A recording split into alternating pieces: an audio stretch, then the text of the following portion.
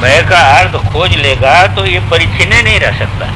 और शरीर को लेकर के परिच्छिन्न है, और शरीर से पृथक मैं हो गया तो उसको परिच्छिन्न कौन करेगा? तो उसकी व्यापकता को कौन तोड़ेगा? तो मैं का अर्थ जब खोज लेगा तो फिर कोई साधन शेष नहीं रहे। और यही कहते थे, बहुत पढ़ने लिखने कोई जरूरत नहीं, तुम ये निर्णय को मैं का क्या था ये निर्णय कर लो। तो सारा शास्त्र तो यही निर्णय कर रहा है। तो यहाँ पर शंका ये हो गई थी कि मैं का अर्थ जो निर्धारित किया था वो ज्ञेय से रहित निर्धारित किया था। तब ये शंका हो गई कि फिर तो बौद्धों का मत आ गया, इसका मतलब अभाव रूप है। तो कहते अभाव नहीं हो सकता, वो तो अभाव को भी प्रकाशित कर रहा है।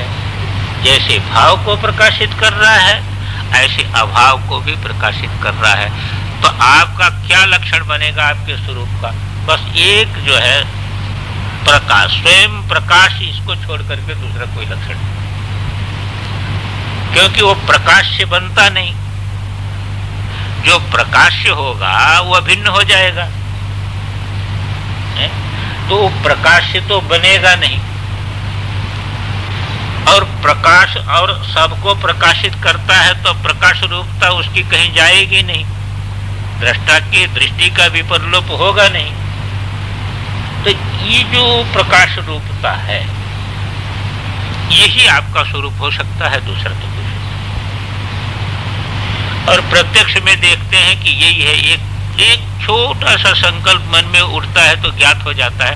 इसका मतलब आप प्रकाश रूप न होते तो ज्ञात कैसे होता? इसी बात को कहते हैं नाभावो भाव्यता में थी। जो अभाव है उसकी भावना नहीं की जा सकती। न च तत्र अस्ति मूढ़ता, वहां पर जो है वह मूढ़ता का अभाव नहीं हो सकता है। यदि ऐसी जगह में आप पहुंच भी जाएं, यदि कोई आपको समाधि लगवा दे और कुछ भी भान नहीं हो, है? तो कुछ भी नहीं भान हो तो आप ज्ञानी हो गए, ये नहीं हो सकता है। अरे क्लोरोफार्म दे देते तो भी कुछ भान नहीं होता। और कोई नस दबा दिया, आपको जो है कुछ भी भान नहीं रहा, तो आपको समाधि नहीं लग गई, और वो समाधि से कोई लाभ भी नहीं होने वाला, क्योंकि अमूढ़ता नहीं है वहां पर। वहां आप अमूढ़ स्थिति में नहीं पहुंचे हैं। यतः क्यों? क्योंकि अभियोग संस्पर्शात तदाशी। जब आप जगते हैं तो फिर आप कहते हैं अरे उस समय कुछ भान नहीं था। तो इसका प्रकाश जो हो रहा है, तो इसका प्रकाश जो जिस चाह से हो रहा है वही आप है, इसलिए उसको आपको अभाव रूप नहीं कर सकते। उपलब्धा को अभाव रूप यहाँ पर नहीं कहा जा सकता। इति निश्चय, ऐसा जो है आगम का निश्चय है। आशित माने हाँ, जब आप जगेंगे तो आप ऐसा कहते हैं कि नहीं? अरे भाई निद्रा से जगे तो आप कहते हैं अभाव था, तो अभाव का परामर्श हुआ, अभाव का परामर्श हुआ। एक चीज को हमेशा ध्यान रखिएगा कि एक विलक्षणता है आपके अनुभव में कि निद्रा से उठेंगे तो आप कहेंगे उस समय कुछ भान नहीं हुआ, सब अभाव। मूर्छा से उठेंगे तो आप कहेंगे कोई भी भान नहीं हुआ, अभाव का ज्ञान आपको स्मृति बनेगी। पर कभी ऐसी शंका मन में किसी को नहीं आ सकती कि मैं था कि नहीं था।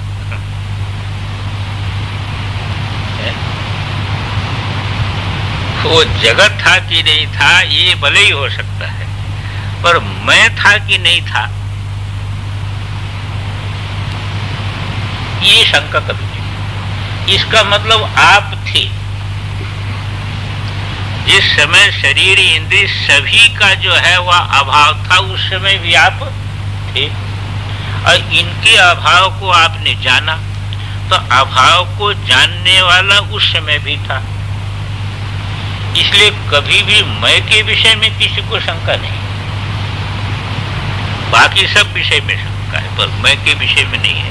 तो इसका मतलब भाव को भी प्रकाशित करने वाला है, अभाव को भी प्रकाशित करने वाला है। तो यहाँ पर यही जो कह रहे हैं तदाशीत माने वो अभाव, ये तो अभियोग संस्पर्शात है।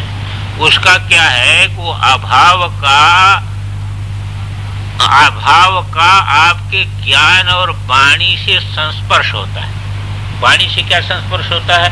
आप जगने के बाद कहते हैं कि उस समय अभाव था, उस समय सब चीजों का अभाव था। तो यही है जो है इनकी शब्दावली ऐसी है ना, आगम में शब्दावली बड़ी विलक्षण है। इन शब्दावलियों का हम लोगों को परिचय नहीं होता, इसलिए उसका अर्थ उस ढंग से नहीं लगता। तो यहाँ पर अभियोग संस्पर्शात माने जो अभिलाप माने जो है वाणी का विषय या ज्ञान का विषय, इसका जो बाद में कथन होता है और उस जो है अभाव वह था ऐसा जो परामर्श होता है, उस परामर्श से ये निर्णित होता है कि आपका जो स्वरूप है वो अभाव नहीं है। उसी से निर्णय हो गया कि आपका स्वरूप अभाव रूप नहीं है। टीका में देखें कि साफ हो जाएगा। न तो अभाव भावनीय, अभाव की भावना नहीं की जा सकती है। यथा अन्य योग भी उपदिश्यते, जैसे बौद्ध आचार्य लोग उपदेश करते हैं, बौद्ध योगी जिस प्रकार से उपदेश करते हैं ऐसे अभाव की भावना नहीं हो सकती। कहाँ उपदेश किया उन्होंने? कहा उन्होंने उपदेश किया अभावम भावेत तावत यावत तन्मयताम ब्रजेत। अभाव की भावना तब तक करता रहे जब तक अभाव रूप न बन जाए, तब तक अभाव की भावना करता रहे। तो इस प्रकार जो है वह अभाव की भावना नहीं बन सकती। न च एतत् युक्तम, ये बात ठीक नहीं, बुद्धि में से भी ठीक नहीं मालूम हो सकती। क्यों? यस्मात् न अभावे भावना युज्यते, अभाव में भावना नहीं बन सकती है।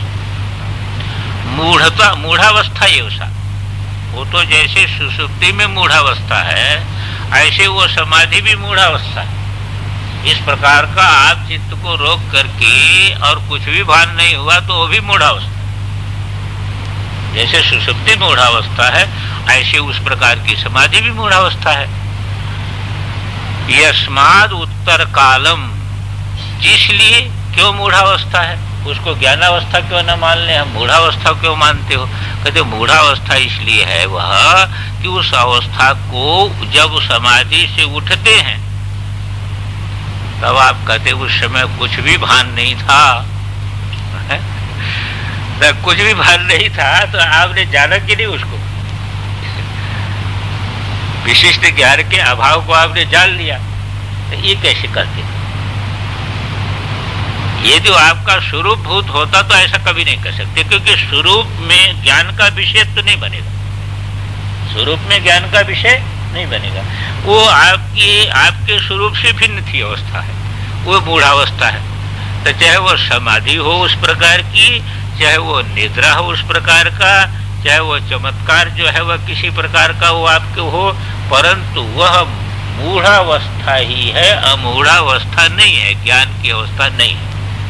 भले ही आप भ्रम में पड़ जाएं, कोई समाधि आजकल बहुत लोग, आप हमने सुना एक मशीन निकलने वाली है उसमें बैठ जाएंगे समाधि लग जाएगी। हो सकता है यंत्र कुछ ऐसा लग जाए यहाँ पर भी समाधि लगाए। हाँ कुछ बनाने वाले थे, तो कहने का तात्पर्य है कि यहाँ कहते हैं कि देखो ये जो है न अभावे भावना युज्यते मूढ़ावस्था यस्मात् उत्तर कालम, देखिए इसलिए उत्तर काल में माने उसके बाद में जब आप जगते हैं तो अभियोग संस्पर्शात माने अभिलाप संयोगात, वाणी का विषय बन जाता है ना, वो ज्ञान का विषय बन जाता है। वो अवस्था ज्ञान का विषय बन जाती। किसके ज्ञान का विषय बनती? आपके ज्ञान का विषय बनती। जब आपके ज्ञान का विषय बनेगी तो आपका स्वरूप कैसे होगा? वो तो आपका स्वरूप नहीं हो सकती, तो आपके स्वरूप नहीं बन सकती है। अभियोग संस्पर्शात अभिलाप संयोगात सा शून्यावस्था, सा शून्यावस्था अतीता मम, इति स्मरते, आप कहते वो जो अभाव रूपी अवस्था थी वो अब खत्म हो गई है, अब मैं जग गया। तो इसका मतलब उसका परामर्श आपको हुआ। न च आत्मस्वभावेश, आत्मा का स्वभाव ये नहीं हो सकता। आत्मा का स्वभाव नहीं हो सकता कि ज्ञान का विषय बने हुआ। आप ही ज्ञान के विषय बन जाएंगे तो जानने वाला कौन होगा? फिर जो जानने वाला है वही तो आत्मा होगा ना। अब यदि आप ही ज्ञान के विषय बन गए तो फिर जानने वाला कौन होगा? इसलिए आत्म स्वभाव ही नहीं है। आत्म स्वभाव इस प्रकार का नहीं, वो सदा दृष्ट ही रहता है, वो दृश्य कभी बनता नहीं। आत्म स्वभाव यही है कि वो सदा प्रकाशक ही रहेगा, प्रकाश्य कभी बनेगा ही नहीं। जो प्रकाश्य बनेगा वो इदम हो जाएगा, वो यह हो जाएगा, वो मैं का अर्थ कैसे होगा? जो भी आपके ज्ञान का विषय बनेगा, चाहे वो भाव रूप हो चाहे अभाव रूप हो, वो इदम हो जाएगा, वह इदम हो जाएगा। इसलिए आपका वो स्वरूप नहीं हो सकता है। इसी बात को कहते हैं कि न आत्म स्वभाव ऐसा यस्मात् न तो एवं चिद रूपत्व मूढ़ावस्थावत स्मर्यते। इसीलिए जो अपना चैतन्य स्वरूपता है वह मूढ़ावस्था के समान उसकी स्मृति नहीं होती। जैसे इसकी अभाव की स्मृति होती है, इस प्रकार जो है आपकी स्मृति नहीं होगी। वो आत्मा की स्मृति होगी तो स्मृति करने वाला फिर कौन होगा? स्मृति का कर्ता जो है वह कौन बनेगा फिर? इसलिए स्मृति नहीं हो सकती। यही तो एक कठिनाई है, नहीं तो ये आज का भौतिक विज्ञान आत्मा को पकड़ लेता। पकड़े कैसे? वो इदम को ही, यह का ही विश्लेषण कर सकता है, सूक्ष्म से सूक्ष्म इदम को पकड़ सकता है। और यहाँ तो शुरू होता है कहाँ से? इदम से पृथक किया, इदम को प्रकाशित करने वाला जो तत्व है वो आत्म तत्व है। अब वह तो इदम का विषय बनेगा नहीं, यह तो बनेगा नहीं। इसलिए किसी लेबोरेटरी में कैसे जो है वह आत्मदर्शन हो सकता है? नहीं हो सकता। इदम का विश्लेषण बहुत सूक्ष्म से सूक्ष्म यंत्र कर सकते हैं। तो इसी बात को कहते अस्मात् न तो एवं चिद रूपत्व मूढ़ावस्थावत स्मर्यते। मूढ़ावस्था के साथ अपनी चैतन्य रूपता का स्मरण नहीं हो सकता है। तस्य सर्वकालम अनुभवितृत्व न अनुभव, वो सभी काल में अनुभव करने वाला ही रहता है, अनुभव होने वाला नहीं होता। वो प्रकाश ही रहेगा, प्रकाश्य नहीं बनेगा। आपके मैं का जो अर्थ है, आपका जो स्वरूप है वो प्रकाश्य कभी होगा नहीं, वो प्रकाश रूप ही रहेगा। जब प्रकाश होगा ही नहीं तो उसका स्मरण कैसे? तस्य सर्वकालम अनुभवितृत्व न अनुभव नित्योदितित्वा। इसलिए वो नित्य है और नित्य उसकी चैतन्य रूपता जो है वह प्रकट है। नहीं दृष्टो दृष्टिर विपरलोपो की द्वितीय, उसका विपरलोप नहीं होता। चाहे सामने कोई वस्तु रहे चाहे वस्तु न रहे, चाहे भाव रहे चाहे अभाव रहे, वह नित्य जो है वह ज्ञान स्वरूप है। उसका प्रकाश जो है वह कहीं भी जो प्रकाश रूपता को छोड़ते नहीं। तो प्रकाश रूपता को नहीं छोड़ता है। आप कभी भी कितनी भी बुद्धि सूक्ष्म करके लगावें, अच्छा आप कितनी तेजी से दौड़ें, तो आपकी जो परछाई है उसके सिर पर पैर रख लेंगे आप?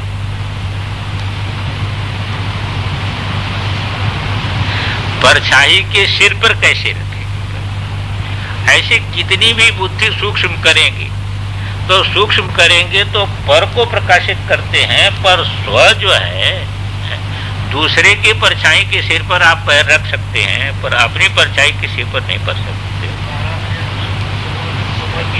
अरे भाई 12 बजे का मतलब है कि परछाई आप में लीन हो गई, परछाई का अस्तित्व नहीं, वो आप में लीन हो है। आप सिर पर पैर नहीं रखे उसके, वो आप में लीन हो गई है, अपने आप लीन हो गई। तो यहाँ पर कहने का है तस्य सर्वकालम अनुभवित्वेन अनुभव नित्योदितत्वात्, वह नित्य उदित है, इसलिए जो है उसको जो है अनुभव का विषय नहीं बना सकते। अतस्तत्कृत्रिमं ज्ञेयं सौषुप्त पदवत् सदा नत्वेवं स्मर्यमाणत्वं तत्तत्वं प्रतिपद्यते। इसलिए इस प्रकार की जो समाधि है, अभाव रूप जो समाधि है, वह कृत्रिम है, स्वाभाविक नहीं है, आपका स्वभाव नहीं। अज्ञेय, वह कृत्रिम है और ज्ञेय, एक रस रहने वाली नहीं है। आप हमेशा एक रस रहने वाले हैं, आपका अभाव नहीं हो सकता है, पर उस अवस्था का अभाव हो जाता है, इसलिए वो कृत्रिम है और ज्ञेय है, वो स्वरूपभूत नहीं है। अतस्तत् कृत्रिमं ज्ञेयम्, कैसा? सौषुप्तवत् सदा, जैसे सुषुप्ति। अरे भाई, जैसे रोज आप सोते हैं तो सोते तो उस समय तो जगत का अभाव हो ही जाता है, समाधि तो आपको लगी गई, और उससे काम तो नहीं बनने वाला है ना। जैसे सुषुप्ति आपके ज्ञान का विषय है, इसी प्रकार वह जड़ समाधि भी आपके ज्ञान का विषय है। इसलिए जैसे सुषुप्ति कृत्रिम है, इसी प्रकार वह जड़ समाधि, अभाव रूपा जो जड़ समाधि है, वो भी कृत्रिम है। कृत्रिम है इसलिए नित्य नहीं है, वो हमेशा नहीं रहेगी। तो इसी को कहते अतस्तत् कृत्रिमं ज्ञेयं सौषुप्त पदवत् सदा। जैसे सौषुप्त पद है, इसी प्रकार वह समाधि भी सुषुप्ति के समान एक अवस्था है, और आप अवस्था नहीं हो सकते। आप अवस्था के ज्ञाता हो सकते हैं, पर आप अवस्था रूप नहीं हो सकते। इसी को कहते नत्वेवं स्मर्यमाणत्वं तत्तत्वं प्रतिपद्यते। जैसे अभाव की स्मृति होती है, इस ढंग से तत्व की स्मृति नहीं होती। अभाव जो है ज्ञान के द्वारा प्रकाशित होता है, पर तत्व तो ज्ञान स्वरूप है, वो तो प्रकाशिता है। इसलिए उस प्रकार से जो है वह तत्व का अपने स्वरूप का अनुभव आप नहीं कर सकते, तो उस प्रकार से अनुभव नहीं होगा। इसी को थोड़ी टीका देखें। अभाव भावना लब्ध भूमिकस्यापि कृत्रिमा अनित्याशावस्था। कोई अभ्यास करते करते करते करते अभाव भूमिका में पहुंच गया। अभ्यास करते करते अभाव भूमिका में पहुंच गया, अथवा कोई ऐसा शक्तिपात कर दिया कि जो आप अभाव भूमिका में ले गए।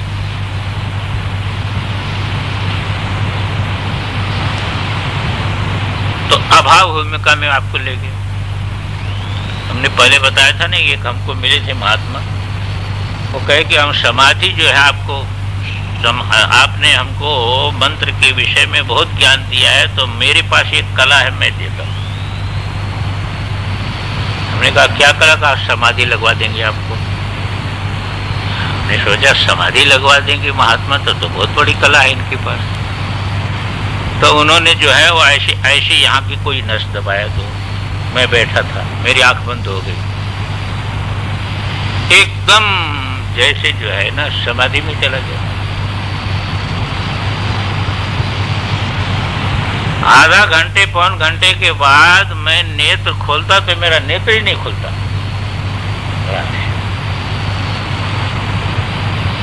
का 7 दिन ऐसा अभ्यास करेंगे आप किसी को समाधि लगवा सकते हैं। पर जब मैंने अनुसंधान किया, 24 घंटे उसका अनुसंधान किया, तो वृत्ति में कोई अंतर आया नहीं। जब वृत्ति में अंतर नहीं आया तो हमने देखा कि इससे तो जैसे निद्रा से कोई लाभ नहीं होता है, ऐसे इससे भी कोई लाभ मिला नहीं। वृत्ति में तो कोई अंतर आया नहीं। अब हमको बड़ी जो है मुश्किल होगा। हमने सोचा यदि इसको मैं सीख लिया तो दूसरों को मूर्ख बनाऊंगा, फिर तो और क्या कर सकता। लाभ तो कुछ नहीं होना है, पर चमत्कार तो हो जाएगा। यहाँ दबाया कि झट समाधि लग गई किसी। तो दूसरे दिन मैं कहा कि महाराज ये हमको नहीं सीखना। तो यही बात यहाँ पर कहते हैं कि ये जो बात है कि अभाव भावना लब्ध भूमि कस्यापि, अभाव भावना के द्वारा कोई अपने को अभाव रूपता में ले गया तो भी वह कृत्रिमा अनित्यावस्था, वह अवस्था कृत्रिम होगी और वह अनित्य होगी। क्यों, उसमें नहीं है क्या ये श्लोक है ना, यथा सौषुप्ति पदे, जैसे सौषुप्त पद की जो है, जैसे सुषुप्ति की अवस्था अनित्य है और वह कृत्रिम है, उसी प्रकार यस्मात् चिद्रूपत्वं तु आत्मना स्वरूपम, चिद रूप जो आत्मा का स्वरूप है वह नित्य सन्निहितम है, वह नित्य है और आपको प्राप्त है। स्वरूप कहीं से अप्राप्त नहीं है कि वह कहीं कृत्रिम बना करके ले आना पड़ेगा। ये आप जो दिखते हैं ये तो कृत्रिम है और आपका स्वरूप कृत्रिम नहीं है। तदेव गुरुपदेशेन नित्यमेव अनुशीलनीयम, इसलिए वस्तुतः स्वरूप के विषय में गुरु से समझना चाहिए कि ज्ञान का विषय जब नहीं है तो कैसे समझ में आता है। सबसे बड़ी समस्या यही है ना, आपके पास जानने के लिए बुद्धि है और बुद्धि का विषय स्वरूप होगा नहीं, तो फिर कैसे आपको स्वरूप का ज्ञान होगा। ये बिना गुरु उपदेश से कैसे समझ में आएगा, व्यक्ति को नहीं समझ में आ सकता, तर्क से बात समझ में नहीं आ सकती। मैं तो इस विषय में एक उदाहरण देता हूं कि देखिए, सूर्य आत्मा, सूर्य को समष्टि में आत्मा माना, जगतः आत्मा सूर्य और चंद्रमा मन है ना?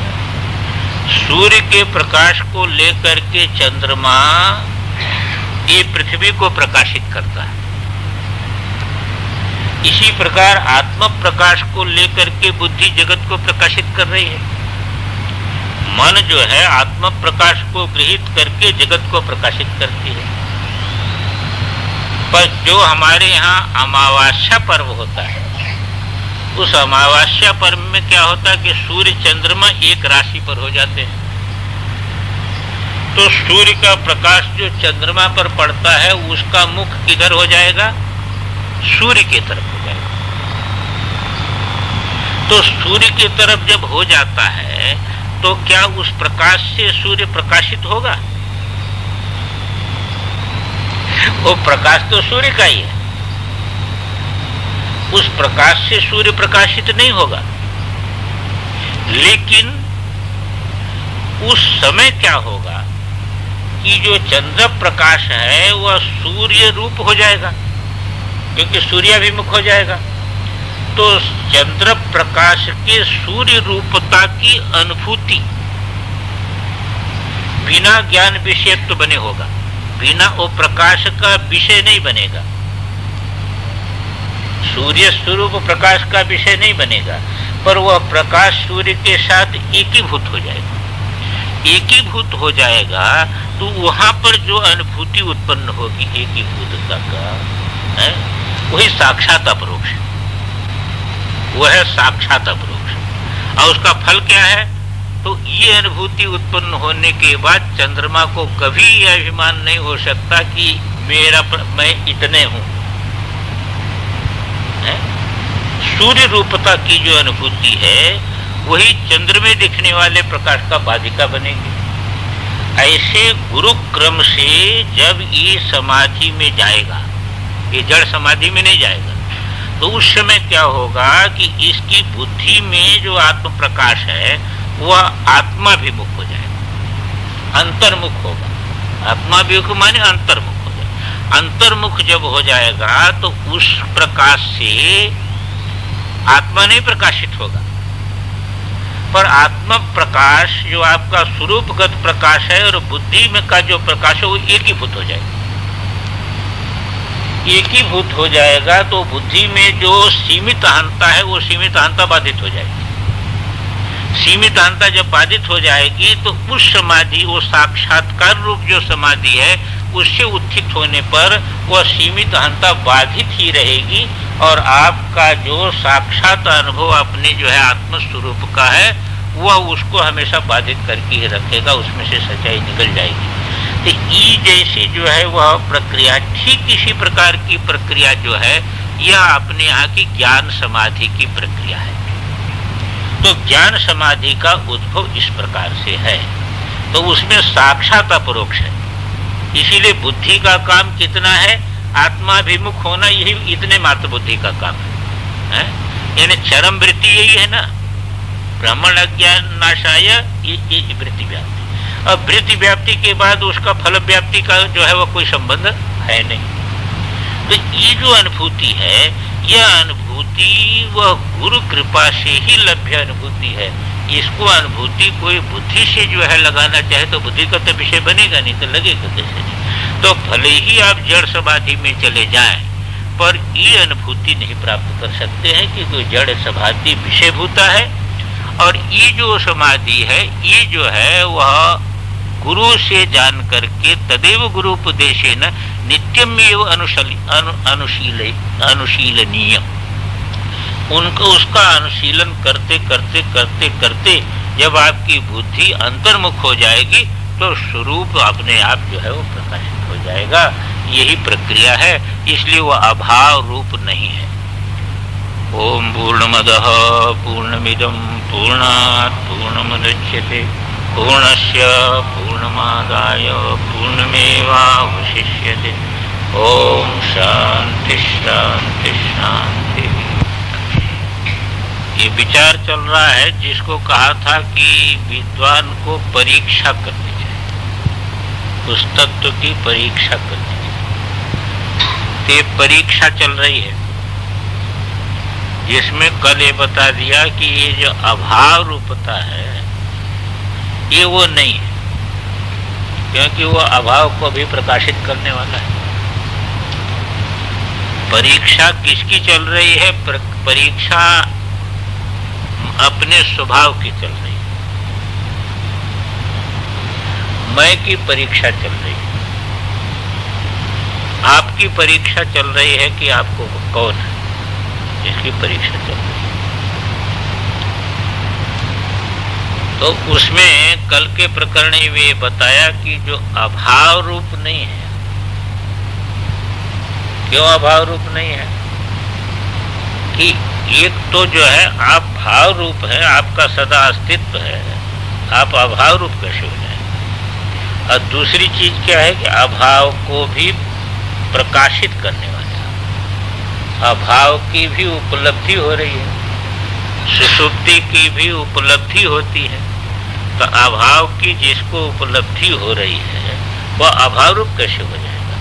इसलिए अभाव रूप आप हो नहीं सकते। तो ये कह दिया था कि इसलिए वह कृत्रिम ज्ञेय हो गया। अभाव रूपता में जो है अभाव को जो मानते हैं तो वहां पर कृत्रिम ज्ञेयत्व। तो कृत्रिम ज्ञेयत्व कैसा है कि मान लीजिए कि आप जो समाधि लगाए, अब वृत्ति जो है बहुत तेज हो गए, हम तो तेज नहीं चलाते कभी। वो ठीक था पहले, तो आप उसको कर दिए कि उसको कर देते।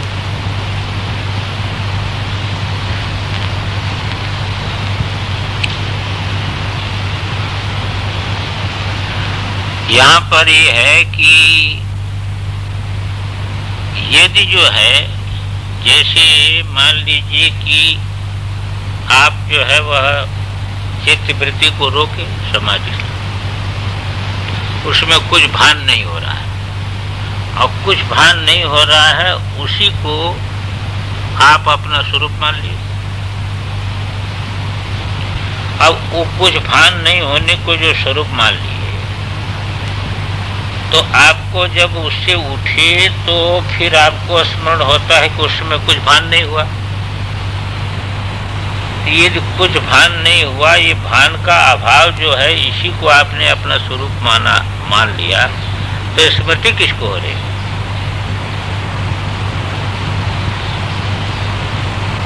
क्योंकि या स्मृति सा अनुभव पूर्विका, जो जो स्मृति होती है उसमें पहले अनुभव होता है। तो इसका मतलब अभाव का आपको ज्ञान हुआ, तभी आपको स्मृति हो रही है।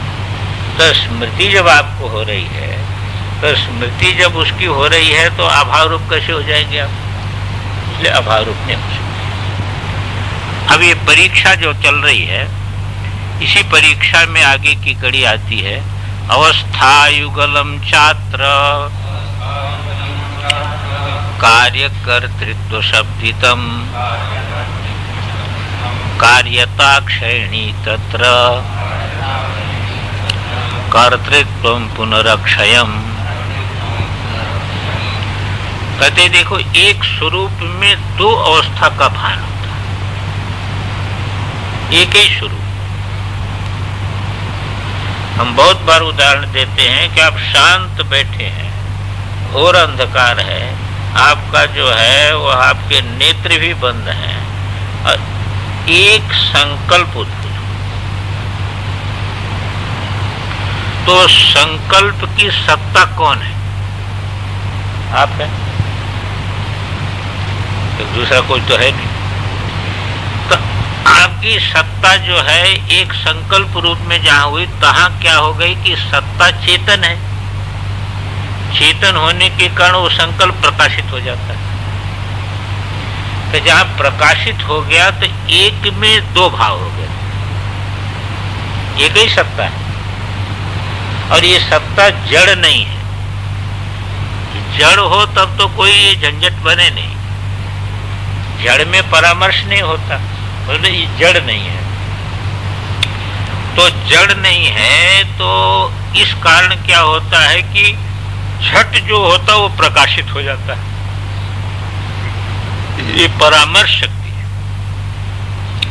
इससे क्या हो गया कि एक सत्ता में दो भाव हो गए, एक भाव हो गया ज्ञेय, एक भाव हो गया ज्ञाता।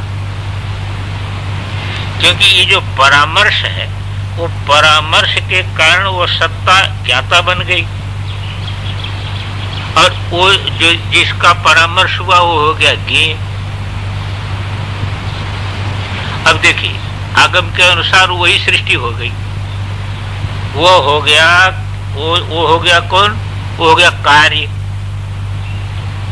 और ये हो गया कर्ता। कार्य और कर्ता, ज्ञेय और जो है ज्ञाता, भोग और भोक्ता। तो ये भोग और भोक्ता बना तो एक ही तत्व है, पर ये दोनों में एक अंतर है। अंतर क्या है कि वो जो कार्य रूपता कार्य है, अथवा ज्ञेय है, अथवा भोग है, वो उत्पत्ति विनाश वाला है, और जो प्रकाश कर रहा है उसका जो ज्ञाता है, जो भोक्ता है, वह नित्य, वो इधर से संबंधित है, वो बाहर से संबंधित है एक ही सत्ता में। तो एक सत्ता में होने पर भी वह निरंतर परिवर्तनशील है, कि हमेशा परिवर्तनशील होता रहेगा, भोग हमेशा परिवर्तित होता रहेगा, पर भोक्ता परिवर्तित नहीं होता है, कर्ता परिवर्तित नहीं होता है, ज्ञाता परिवर्तित नहीं होता है। ये दोनों में ये अंतर है। भ्रम कहाँ हो जाता है? भ्रम हो जाता है कि यदि मान लीजिए ज्ञेय नहीं है, तो ज्ञाता करके इसकी प्रतीति नहीं होती है। तो ज्ञाता करके प्रतीति नहीं होती है तो सोचता है कि नहीं है कुछ, लेकिन ऐसा नहीं है। वो जिस समय ज्ञ को जान रहा है उस समय भी ज्ञ के परिवर्तन में भी वह नित्य तत्व है, और ज्ञ जो है वह न रहे तो भी वह है। और वही जो है ये क्या होता है, ज्ञ से संबंधित जो है जब पकड़ता है तो ज्ञेया भाव में ज्ञाता भाव मान लेता है। भोग का अभाव में भोक्ता का अभाव प्रतीत होने लगता है। यद्यपि भोग के कारण ही उसकी भोक्ता संज्ञा है, परंतु भोग न रहे तो भी वह है, भोक्तृत्व नहीं। अब भोक्तृत्व न होने के कारण अभाव मान लेता है, भोक्तृत्व न होने के कारण स्वरूप अभाव मान लेता है, इसीलिए जो है उस समय अपना अभाव मानता है।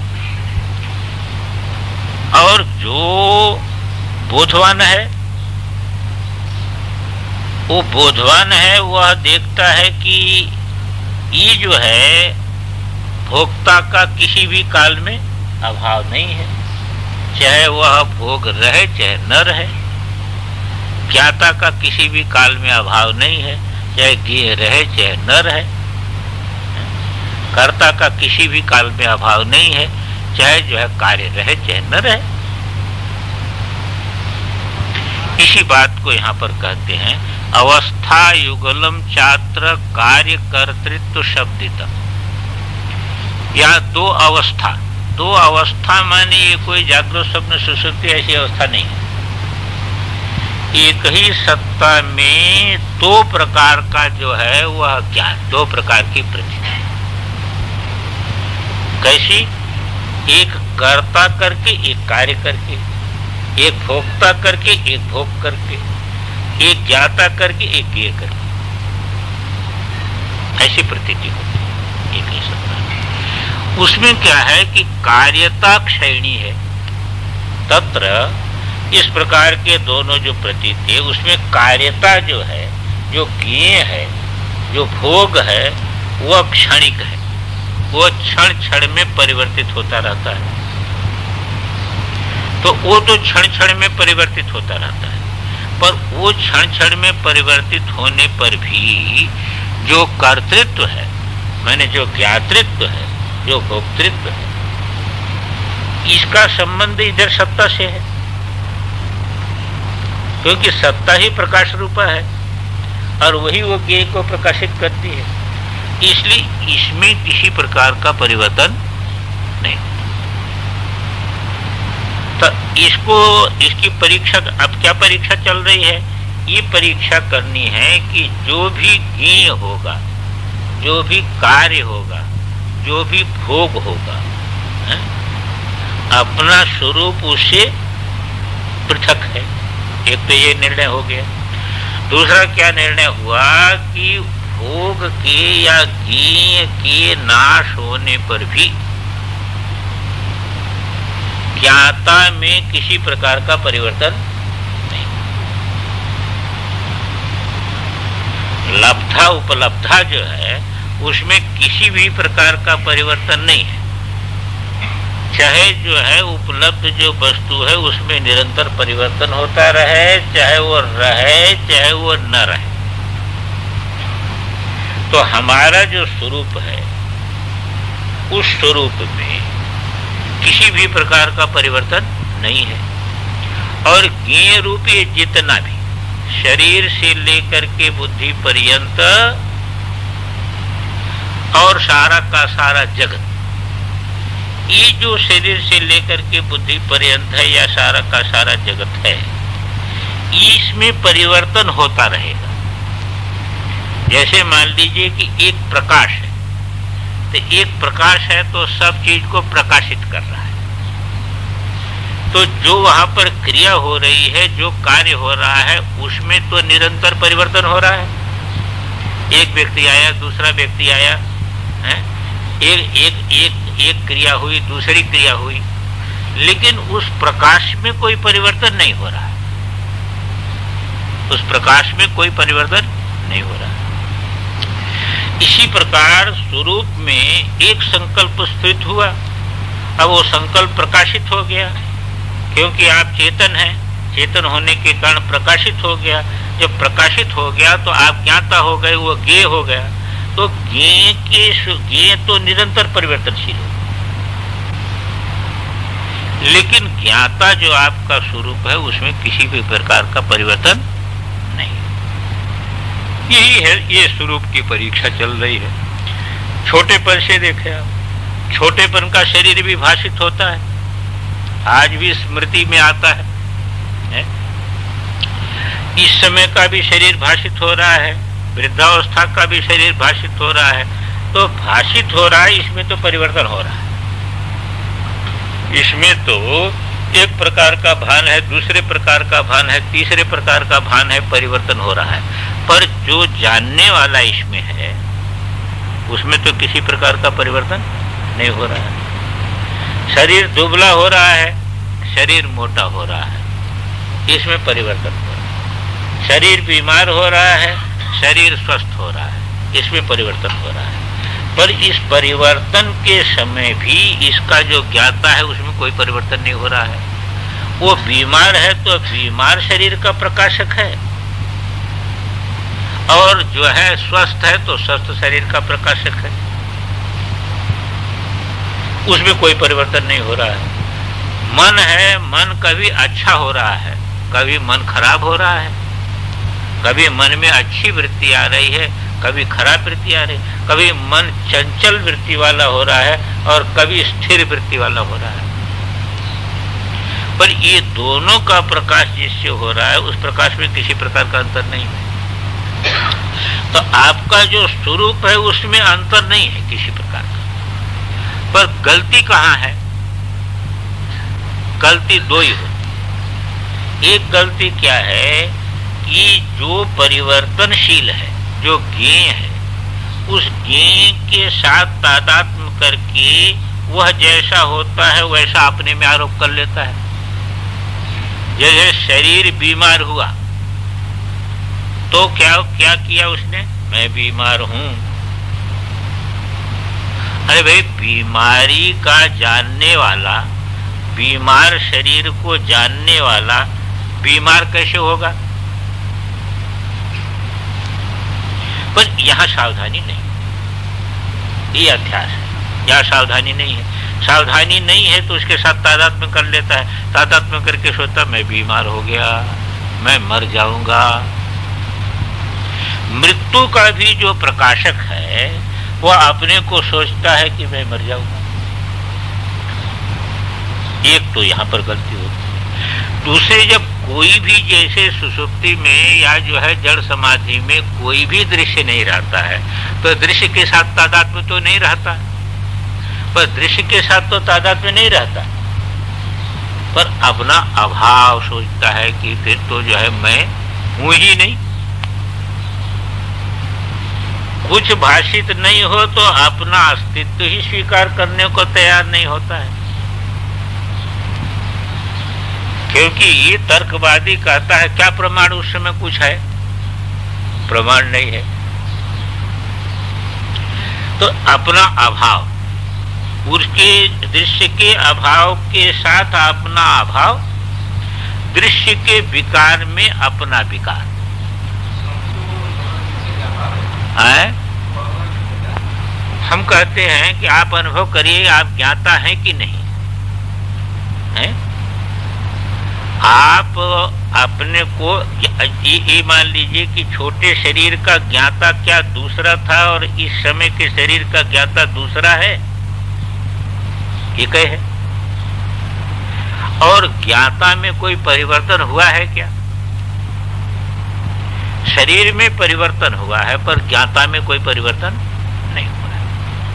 अब आपका प्रश्न ये है कि फिर ऐसा वो जो है प्रकाश रूप होने पर भी अपने को शरीर के साथ कैसे मान लेता है? तो इसी का नाम तो अज्ञान है, इसी का नाम अविद्या है।